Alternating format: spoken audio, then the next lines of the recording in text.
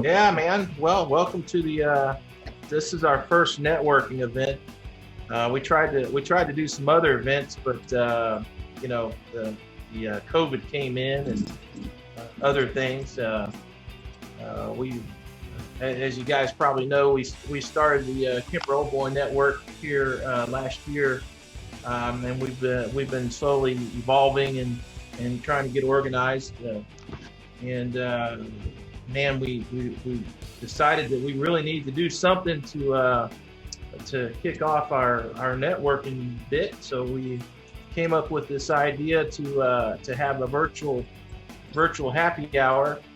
Uh, we've seen a lot of other folks doing it, and if it's the best way we can do something and communicate, then we're gonna give it a shot. So my name is Heath Nevels. I was at Kemper from 90 to 92. I was in the junior college there. Um, I'm located here in Houston, Texas. Um, it's we're still on kind of lockdown here, but that's my story, and hopefully we can have share a few stories as we go along here. So, Christy. Yeah, I'm Christy Hoff, and I went to school at Kemper 91 to 93, and I was a day student. I went to the college there, and my brother actually was there as he was a cadet, and he was a high school student for 3 or 4 years. I can't remember. He was there for a long time, but yeah, and we're supposed to be on lockdown, but I mean, they've opened up all the stores, and I went to a restaurant last night with my son, and the nail salons are open. I know that, and as long as everyone's wearing their mask, but you can pretty much do what you've been normally doing. You just have to go. You have to make sure you're wearing your mask. So it hasn't been that bad actually. So. Flowers. Yeah, I'm David Flores, class of 93. Went also from 91 to 93. Went on a football scholarship. Biggest takeaway from my time at Kemper was just learning how to live with and manage relationships with people that had a big, diverse personality, social, cultural background. It was really a melting pot, and we had to make do because, at Kemper, pretty much cadets were in charge of the day-to-day stuff. And so we had to learn how to live with each other. So that taught me some good lessons. I'm currently in San Antonio. I work in healthcare IT. As far as the lockdown is gone, I mean, we've been hunkered down. We had just purchased some property out here on the east side of San Antonio. And so just been working on the property and getting things ready, with it. And other than that, life's been pretty normal. I did have a little bout with pneumonia in early April, and that was kind of scary because they didn't know if it was COVID or not. And they had me. It was kind of like I felt like a lab rat. Everybody was just looking in and monitoring you through the window. No visitors. It was 5 days of that, so that was a little scary. But hopefully getting over that. Still working through it, but looks like they're going to be doing a bronchoscopy just to see what's going on inside the lung. That's about it. As far as the KOBN is concerned, I think it's going to be a place where we build not only to archive our shared history, but to foster long-lasting friendships that we already have and to create new ones. And so that's David, and that's my idea about the KOBN. Jim? Yeah, I'm Jim Dowling. I'm from the class of 75 to 78. It's my high school years there. I'm living in Indy now. I work at Indiana University doing database administration and system administration. We're kind of in lockdown now too, although I got such a hermit existence that I haven't really noticed any of this. So it's all about the same to me. Woody? Yes, uh, 63 to 67. 3 years. Holy crap, he's old. Yeah. Yeah, I've got the stars to show it too. 3 years of high school, first year of college. Had a great time. I remember more of the good times than I do the tough times. Yes, we were hazed and abused. Excuse me. But I really don't remember much of that. I remember the camaraderie, the people. I lived for the Sunday parades. I tell you, that was amazing to see that corps. I was on. We were battalion only at the time. The last year of the battalion, Keith Balsh, Ed Ridgely was battalion commander. Keith Balsh came in the next year as brigade commander, and I was sergeant major my senior year of high school. And we would stand. God, I forget the directions and everything. We were on the ramp to the south of D Barracks as the band went out the north side of the parade ground, and then the Corps followed it. And as the Corps took their positions, and we marched down the south road and took our position in front of the grandstand, and then had officers review. But it was awesome. As science comes to mind, the speed of sound, you're listening to the band, and you got that left foot, and the guys in A Company are stepping on their left foot, and the guys in G Company are stepping on their left foot, but it's not at the same time because there's 2 seconds of sound, or 1 second. It doesn't make any difference. But it was, but watching that Corps march onto the parade field and then doing passing review. That's a great memory, Woody. I remember exactly that. It was, yeah, it was awesome. And then, much fun other things. How big was the battalion? We had over 500 people, 500 cadets there. I think, to the best of my knowledge, the Ranger Platoon was first started in 65, 66, and I was involved in that. And I remember the military, the GI inspection in the spring. Those of you that can remember better than I can. And one of the things that we got to do was learn to rappel, which I thought was an awesome thing to do. That was just short of flying. And some of us rappelled off the west side of the gymnasium. And I was one guy was strapped into a litter. He'd been shot in battle or something. And two of us went down with him, got him to the ground, and guys up on top were belaying him with a rope and whatnot. That stands up. Somewhere in my life there are pictures of that, little bitty pictures, because we didn't have what we have today. Then at 67, K Barracks opened. Pardon me, 66, the fall of 66, and I was one of the first cadets in K Barracks. That was my home too. Yeah. Anyway, I had a great time. Hindsight, did some stupid things, learned some stupid things, and did better for it. Kemper was a good thing. Yeah. A lot of people had bad experiences, and yes, I'm sure I did have bad experiences. Just the good ones outweigh the bad ones. The camaraderie, Facebook's interesting. Running into people that I went to school with. I mean, we're all over 70 years old. Yeah. If it hadn't been, if it hadn't been probably for Facebook, a lot of us would have never known about the reunions that have been held in Boonville, and then all of a sudden you meet guys that are 80 years old. I think Kenneth Burroughs, and just. So Woody, do you make those a lot, or one more time? Reunions? Do you make those reunions a lot? I have. I think I've been to the last 3.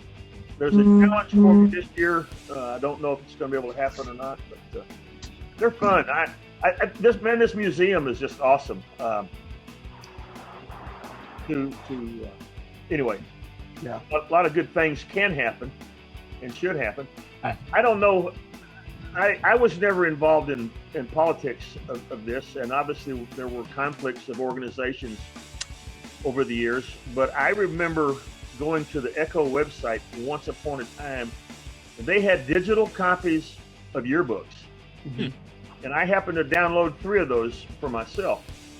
And I noticed people asking about yearbooks, and I'm wondering who has those Echo digital archives, because I can't find Echo online anymore. I read somewhere that their website had gotten I guess some malicious software on there, and they ended up losing a lot of that stuff. Really got to manage that nowadays. Yeah. Which is So, they really had a really nice archive. Yes, they did. They very, very thorough, really good photos and written history too. A lot of written articles. Somebody was doing a really good job of writing for their newsletter. I'm not sure who was running that. I was impressed. I just wish that everybody could have gotten along as far as the archived materials. Where did everything go? Right. And some of it's in a vault in Honduras, and some of who knows where all that crap is.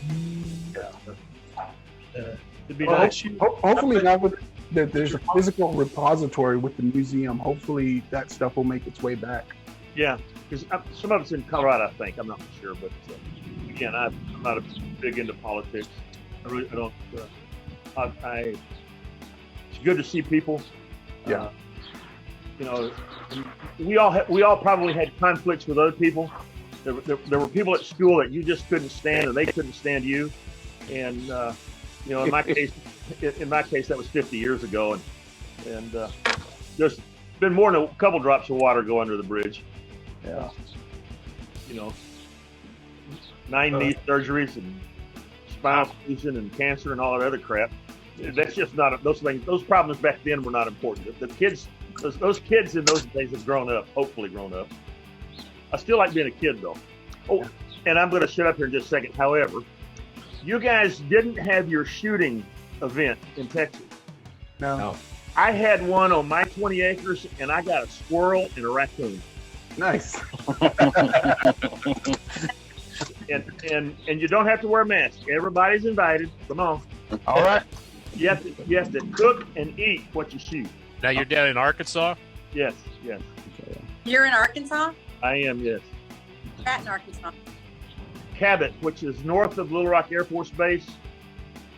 10 minutes, 15 minutes. I'm in the woods. I'm out of town. We got 20 acres of land, and Wow. it's all wooded. It's matter of fact, I went up to my garden this morning, and I'm on the way up, and I see a deer.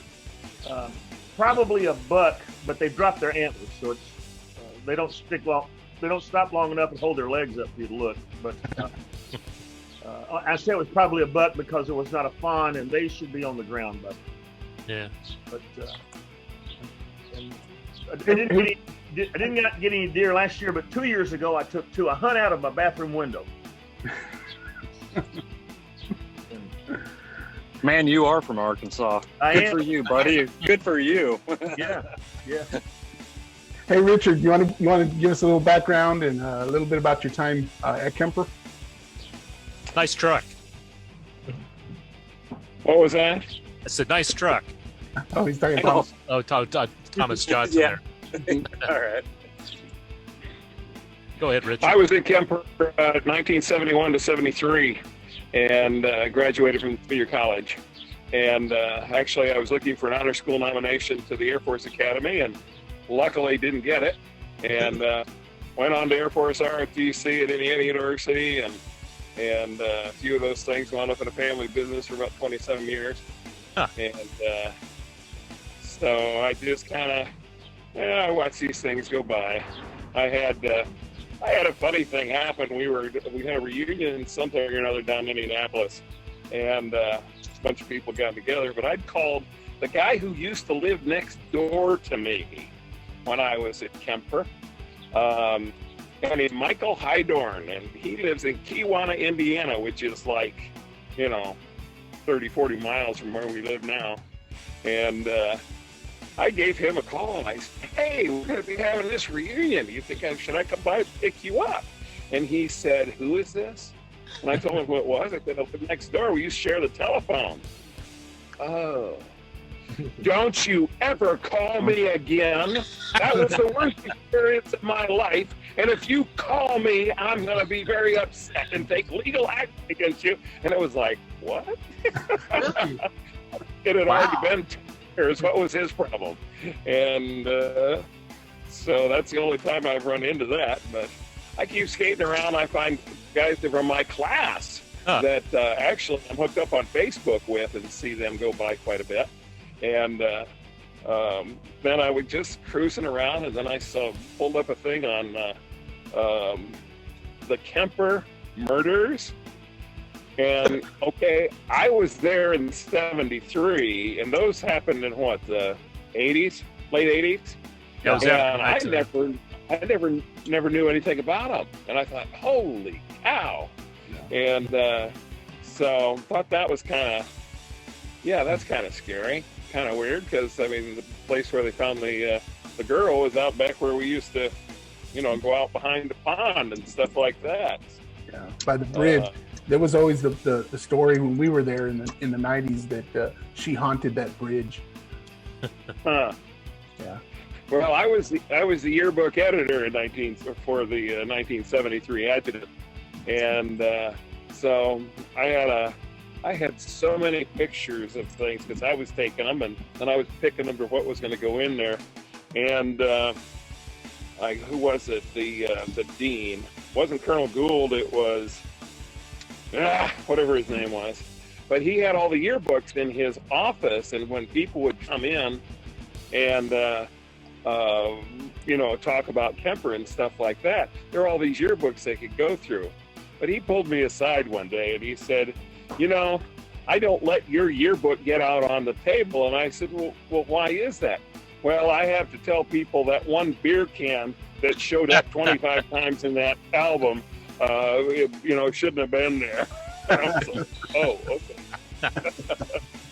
So where are you I from? don't know. I have Elkhart, Indiana now. I Elkhart, actually came okay. from Virginia to go to Kemper. Okay. And so, but So- that was a few years ago. So Mixed why do memories, but you have the Mostly smile good. you're on camera in the back there? well, that's so that we're in an okay neighborhood, but that keeps any other problems from erupting. We have some connected cameras in a couple of windows. I just saw Woody walk by, and he's got a firearm on his. You got a Oh, firearm? that's my phone. You can't see the firearm. Phone. It's the phone. No. He's got deer to hunt out of his bathroom window. That's right. He keeps one strapped to the wall there, probably. Well, Tom, Arkansas. Mike Worrell is in Arkansas, and he and I are Facebook. I guess we're Facebook friends, but we share an awful lot of various political things over the years. And in Little Rock? he was that little guy down the hall. Yeah, he lives. I think he's in North Little Rock. I think. North Little Rock. Okay. That was. And my Good. son was stationed at Little Rock Air Force Base, and for a number of years. But he since went to Texas and wound up medically retired after 15 years in the service. So he lives in Indy. So, oh well, he was a third generation Air Force in our family. All right. so You went to IU? Yeah, went to Indiana University, got a Bachelor of Science degree in business, got a commission in Air Force. Of course, in 1975, they didn't need pilots. I wanted to be a pilot. And I had a choice at that time of signing out of the program and not owing them a dime or going ahead and getting my commission. Well, I said, my brother has a commission, my brother-in-law has a commission, my dad has a commission. I want my commission. Yeah. Since I've gone through all this so far. And so I got that. I did my personnel officer training down at Grissom Air Force Base. And I had like 13 and a half years of ready reserves. So I didn't do anything for all those years. But we had a family business come and go. And used to substitute teach, took care of my parents for about 4 years, 24/7, or 6 years, I guess. And they passed away here, man, just almost a dozen years ago now. And I've been retired. So I haven't been to the reunion yet. I haven't figured out exactly how I'd do that. Do issues. Yeah. Arthritis, that kind of thing. I'm not as old as that guy from the 60s. He's not laughing. One funny thing that happened to me is when we first moved here to Elkhart, 1973, we pulled into, my girlfriend at the time, who wound up being my wife later, we pulled into a Burger King. And I looked up and I saw a Kemper letter jacket. And I said, holy cow, that looks like a Kemper letter jacket. And I pulled over to the guy, cut him off in the parking lot, and he stuck his head in the window. And he started to tell me this story on and on about how he was at Kemper in 1965 when he graduated from the junior college. He was a big, tall guy, played basketball, and da-di-da-di-da-di-da. And I swear he had his head stuck in my car window for an hour telling me stories. He finally pulled his head out and said, hey, I got to go. And so I was telling my girlfriend, I said, there's a good reason for not telling anybody I ever went to Kemper. And then it had to have been, it was in the early 1990s. I'm sitting out in the woods at the Conservation Club here. It had snowed. We were scout leaders, and we're having our camporee in the snow, in the woods. And I'm sitting around the campfire, and just behind me, I'm hearing somebody talking at another fire. Sitting there talking about playing basketball. And and all of a sudden I was hearing these stories again. It had been, almost 15 years.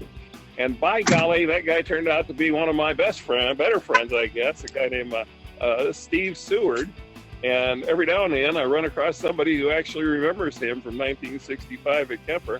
And he and I have been friends ever since, but it never occurred to me it was that guy that I saw back in 1973. That's a cool story. Hey, Thomas. Yes, sir. How about you, man? Can you give us a little bit about your background and your time at Kemper? Okay, I was Kemper from 95 to 99. I kind of went through the rigmarole. I finished out at Kemper. I think I was the Corps XO or battalion. I guess we were all one battalion at the time, the Battalion XO at the time. Graduated Kemper, enlisted. I knew I wasn't quite mature enough yet for college, so I went ahead and enlisted in the Army. And shortly after that, September 11th happened, and I stayed in. I was basically medically retired at 16 and a half years myself. Did my first tours with the 82nd Airborne over there, and then switched over to, went through selection and went to 10th Special Forces Group as an operator. So I was a Green Beret out of 10th Group for the majority of my career. What year did you get out? I actually got out, would be right before 2016. So November 2015. Cool. And then now I run I run a general construction company. Myself, Thatcher General Construction. Oh, I'm from Lincoln, Nebraska. Born and raised out of here. Nice. Okay. Is that where you currently live? Yeah, I moved back here after all that time in the service. I wanted to be close to family again, so I decided to come on back home. So, yeah. So, do you build a commercial, residential? I do small commercial and mostly residential refurbishing. So just rehabbing. I do some new construction for like trim carpentry and stuff like that. So it just kind of, I don't know whoever's paying, pretty much. Well, one of the things Heath has always wanted to do with the Old Boy Network is to highlight, old boys that are in business for themselves. and set up, pretty much a network of those guys, because that's a whole different ball game when you run your own business. And I think a lot of us, we've talked, come from I know growing up, we had the family business. My parents still run their flower shop, and so we understand that that's a whole different ball game when it kind of comes to running your own business. So we think it'd be a cool idea. Tom, have you been involved with the Alumni Association much, or not much. I go to the reunions every year to link up with some people, but I haven't really been involved with the Alumni Association at all. So I was going to say, when I first got out of the military, I never could when I was in the Army, because I was always gone, obviously. I mean, I never knew where I was going to be next week. But and then when I got out, I got 2 kids of my own that I'm still raising and stuff like that. So yeah, between that and working, and then I was going to college as well when I first got out. So that was kind of difficult. Yeah. And how did you guys learn about the Old Boy Network? Oh gosh, I was going to say, I think it was last year when I figured, or last reunion, somebody was talking about it, and I was like, oh yeah, that's a great idea. So when I was at the reunion, I can't remember who I heard it from in passing. So Okay. I got it from David at the reunion last year. Okay. Yeah. Outstanding. Yeah, we're trying to grow it a lot, but you gotta crawl before you walk, and walk before you run. So, but we're trying to get it going. Yeah. You also realize that this, as with anything else, 2 or 3% of the people do all the work. They show up, they volunteer, they're active in this, they're active in that, so that you're going to face the same thing in this organization. You can have 1,000 members, and 20 of them are going to be there. Yeah. And regrettably, that's the case. If we all carried a little bit of the load, life would be a lot easier, but it isn't. Yeah. It's that 80-20 rule. It seems to take itself into everything else.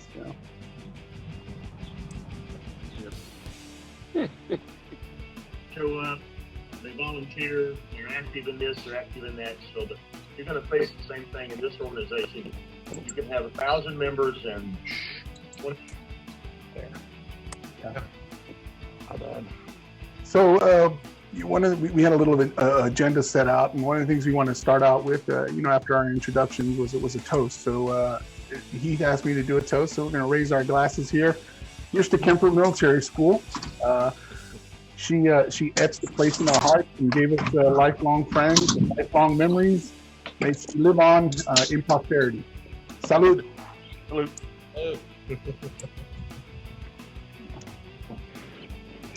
I learned to drink at Kemper. Didn't we all? No. I learned to drink away from Kemper while I was at Kemper. Yeah. We didn't. I remember my first flight home at Christmas of 1963, Kansas City. Whew. 15 years old. Man. Stuff I saw and did. Crazy. Yeah. But I made it on that airplane. That's all I can tell you. That smoking. Yeah.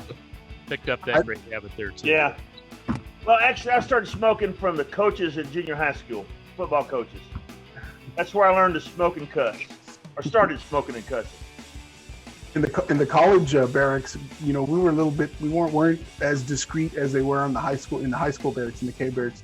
I remember we'd go to the K barracks and they'd have their scope, their bottle of scope, and it was filled with peppermint schnapps and green food coloring. So that was their way to hide, and I guess they put a little vodka in it too. I don't know. I remember the One Christmas we were putting together things to put in the in the hallways and stuff, but in the stairwells in particular, I strung together quite a few yards of cigarette butts, and we hung those in the windows in the stairwell. And it took really one warm day before you really couldn't go in the stairwell. It stunk so bad, and I had to take them all back down again. Hey, you did what you had to. It's crazy what little boys and girls can do to entertain themselves, isn't it?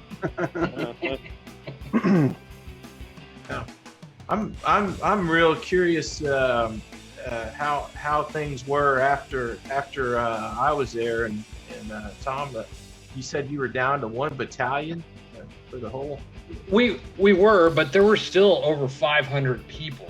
I think they essentially just said, you know what, instead of trying to have a high school battalion and a college battalion, we're just going to have like one big corps under a battalion. And to me, that made the best sense anyway.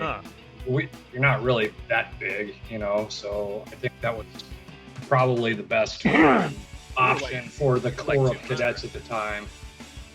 You guys had interesting stories. I'm sorry, I think it was Richard that had an interesting story about running into a random guy.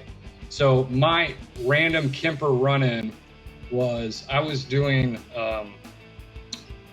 an EIB, the Expert Infantryman's Badge, as a young private. I want to say it was like in 2000 or something like that.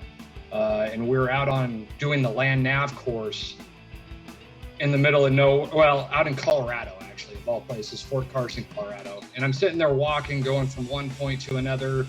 And, you randomly run into a person out there, but, they're going to a different place or whatever. I sat down on the hillside next to a guy. I was looking at my map, trying to figure out my next waypoint. And the guy next to me, we just got to talking. And I mean, I didn't familiar or nothing, but we were talking, and I was like, I don't know. He just was curious, and he was a young lieutenant in the National Guard out of Oregon. And we were just kind of jaw-jacking, and turns out we both went to Kemper. Huh.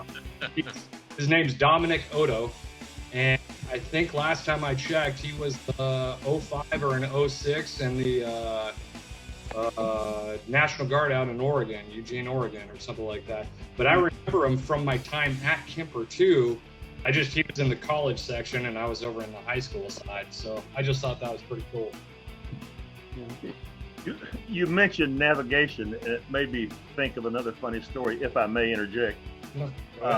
Again, the Ranger platoon started, I think, in the 65-66 year, and apparently, memory serves me correctly, Boonville, the golf course, the 9-hole golf course, had sand greens on it, and apparently the school made a deal with Boonville, and Boonville took over the property, and they were putting in grass greens, fresh grass greens, well-watered, soggy wet.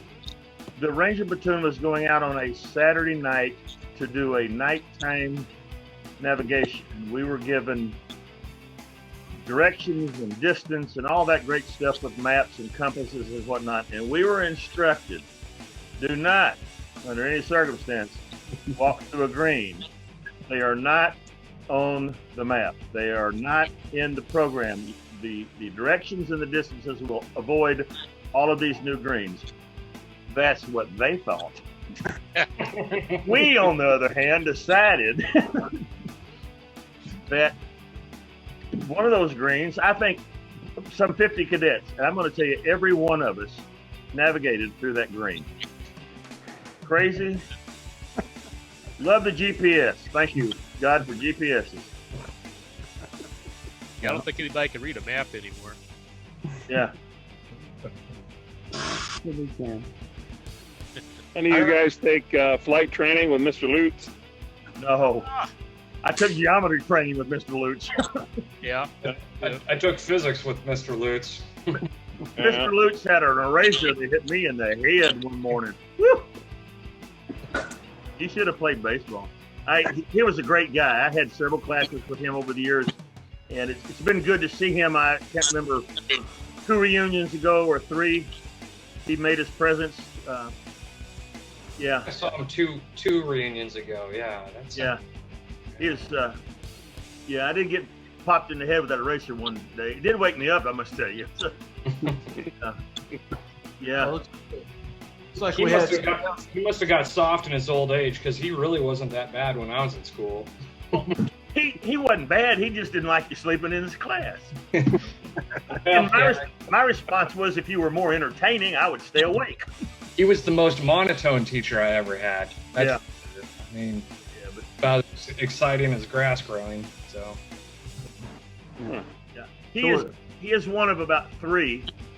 I remember Sam Cochran. He taught chemistry, and a man named Arnold taught college English lit.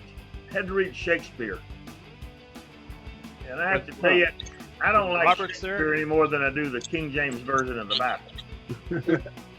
Was Robert's there? Revised standard. Yeah, that. But It looks like we had someone else come on here. So, Hey, Darren, how's it Hey, going? Darren. Man, can you guys hear me? yeah, gotcha. Yeah, I'd appreciate if you quit drinking out of that damn glass you're drinking out of. Oh, you'll get over it. It's just a feeling. Where's your Texas A&M cup, buddy? Good to see everybody. Man, it's been a minute. So what's your class, Darren? Low. I graduated 93. 93. Okay. Mhm. Yeah. Yeah. Good times. Good times. So, tell us a little bit about what you've done since your time at Kemper. Since I've left Kemper? Yeah. Oh God, dude. What time you guys have? I've done quite a few things. I guess I'm what you can call a jack of all trades, a master of none. I've done a little bit of everything. You know, see, I went in the reserves. I was deployed a lot in the reserves. See, I've got 3 kids, divorced and married. Married and divorced twice. Let's see. You were commissioned, right? Do what? You were commissioned? Yep, I was commissioned. Absolutely. Got out in 2002. Of course, they haven't called me back yet. They still can. They just haven't. Let's see. Been to the whole time I was in the reserves. I went to El Salvador. I've been to Colombia, been to Japan, Egypt, Afghanistan, Cuba. Let's see, and then pretty much several different posts in the United States. But I mean, you know, I'd be gone, 3 months, 6 months at a time, and come home. So it was kind of. I started out as an armor officer, and I did get a chance to go to Fort Knox, Kentucky, and of course they were still kicking everybody out at the time, so I wound up just getting into the reserves. Wound up in the reserves, and wound up with the field artillery unit. That field artillery unit transitioned over to an MP unit, so they sent me to Fort McClellan, Alabama, to become an MP. And once I did that, every 6 months I was gone somewhere. So my regular civilian life, I ran restaurants. That's what I did. I ran a Cracker Barrel in Branson for 12 years. And then I ran an entertainment company for about 3 years. And then I tried to start my own financial services firm for a couple of years. And then I decided to say fuck it and chill. And now I'm a poker dealer. I'm a poker dealer in a casino. And it's the easiest damn job I ever had in my life. And for the money that I make, it's brain dead. So I kind of really enjoy doing that. So Where do I you was deal working at both two safety companies for a while. I'd worked for them as a consultant on management consultant shit and helping them figure their stuff out. But outside of that, that was it. I just got tired of working all the time. So now I'm on furlough. I've been on furlough for 2 months and just waiting to go back to work. And they've opened up the casino, but they're not opening up the poker room yet. They're going to wait because, of course, that's just a different environment altogether. I'll probably won't go back to work till June. So then sit back. And it sounds bad. I'm kind of guilty. I'm collecting a freaking unemployment check, Jim was asking where you deal at. Downstream Casino. Gotcha. in Quapaw. It's right outside of Joplin, Missouri. Oh, okay. So, yeah. They got about 14 tables. Typically on a weekend we're running about 8 or 9 of them. So it's pretty good. It's a good gig. I mean, it's the easiest job I ever had in my life. A lot of veterans come in and play, and it's kind of nice. So, but this is pretty cool right now. I can't believe I'm seeing everybody. You and I got some stories. There's things we ought not talk about on this call. That's the good stuff. That's what you got to talk about. I don't know what Darren's I'll let Heath tell those stories. Well, that's interesting because the rest of us were saints the entire time. Oh, Lord, no. There wasn't a single one of us that were saints at Kemper Military College. When the lights went out, we went out too. That's just how it went. Sneaking down the fire escape, heading out, going to either Warrensburg or Columbia, one of the two, sometimes Kansas City. And then you had to have the all-night breakfast at Bobber's. Yep. True story. That's actually a car lot now. Is Bobber's still there? No, it's a car lot, car dealership. Oh. Well, A&W is still there. That's about it. A&W, yeah. Oh, yeah, the A&W top of the hill. Yeah, that's still there. Never went there until I started going to the reunions. Amazing. What was the burger joint that Yes, used I to must be have here? been a saint. There was a Hardee's. We used to go to the Hardee's all the time. Is that still there? They got torn down and they built this ginormous Casey's there. Yeah, that Hardee's for biscuits and gravy on Sunday mornings. They had a pretty good deal there. Well, and then there was a grocery store. It was the IGA or something like that. They had food in there. It was pretty good. Yeah. It was better than the Kemper food. The Kemper food was awful. I remember there was a side entrance of the cafeteria where the workers went in, and you'd walk past it to go to the gym, and I'd look in there and they had pans of toast that was already made, and you'd see flies flying around it. If I may ask, did any of y'all have family style meals, or was it all buffet? It was all buffet. All buffet, I guess. All family in 73. One year I was there in the 90s, we had family style.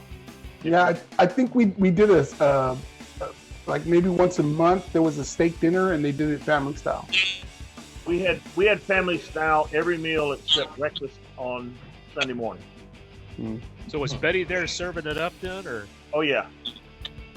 Betty Wolf. Yes. Nice. Yeah. That was the name. Her husband was the head of food, I think. Betty was the cafeteria lady, whatever her title she might have. She was running the kitchen when we were there, I think. She drove that pink Cadillac. I remember at Christmas in '66, she bought every company commander, battalion commander, and the brigade commander, and all the staff officers a carton of cigarettes for Christmas. Oh. And I was smoking Marlboros at the time. Yeah. She brought me a carton of Marlboros. Fortunately, I quit smoking many years later, but Times have changed. Definitely. yeah, that's the only thing I really remember about Betty. I have family meals when before I graduated in '73, and we'd gross out the new cadets with when on taco night or taco whatever meal, and have them fish through the the meat and see how many chickens they could assemble from the eyes, the beaks, and the feet that were all ground up with the taco meat. We could be cruel, couldn't we? We could be really, really cruel. The only thing is, Unfortunately, they found some of those things in there. I didn't mind the food. The only thing that I found was occasionally, rarely, occasionally, the powdered potatoes didn't quite get mixed up. And you'd grab a big old spoonful of potatoes, put on your plate, and poof, the dust would rise in the air. I remember Sunday breakfast being really good. I can't remember why, though. Bear in mind, the guy that says the food was all right was a guy that also ate a raccoon and a squirrel not too long ago. Didn't eat them. Did not say I ate them. I said I tried. Okay. You said you eat what you shoot. I just assumed, you know. You eat what you shoot, not me. I'm smarter than that. The raccoon has been given to the coyote. The squirrel, however, will be consumed. Okay. All right. Yeah, squirrel's good eating. My mother was driving from coast to coast, and she stopped by to see me at school there, and she was staying for one of the meals. And by the time she got to her seat, and picked up the first bite of food to put in her mouth, the car was done. I got up and left. She said, "What's going on? How did you get all that down so fast?" That was her memory of me and Kemper. If you have a good chicken and dumpling recipe, I will tell you that squirrel can be substituted for chicken. Squirrel is good. Grandfather used to make squirrel pot pies. You Shoot say a squirrel in the squirrel and backyard. Squirrel pot pie.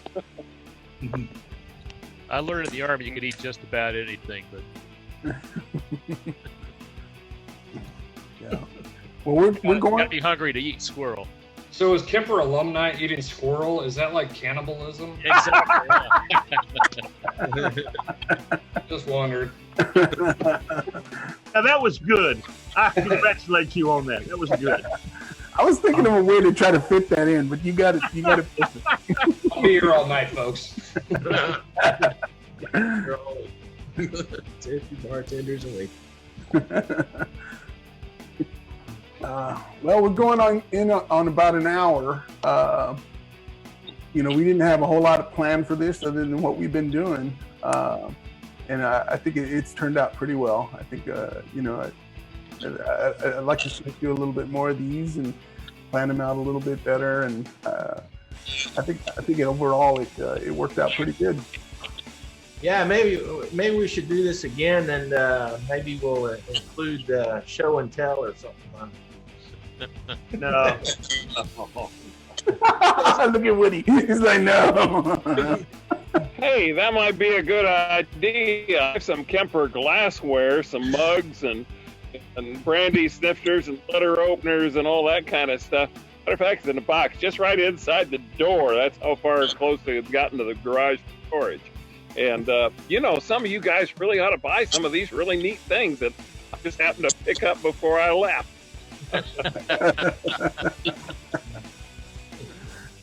Yeah, you might be onto something. Yeah, start selling pint glasses, or maybe, high-priced decanters, whatever.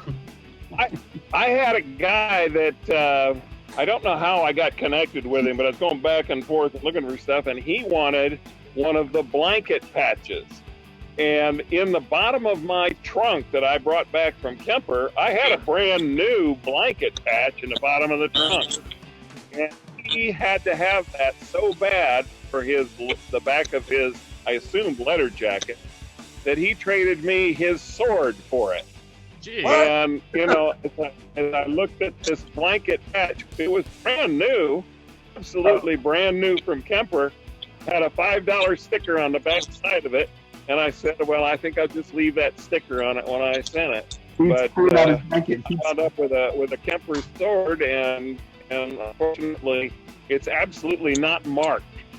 But it looks like the ones, the officers had. Do you guys have your swords? Yeah, I got mine down the basement. I have my sword mounted. I'd give it Mount mine way at the place. I got my Kemper. Holy shit! Your head has grown. Big and strong. Now he's patting. Boxing shit right there. Those fuckers were heavy, man. They were heavy.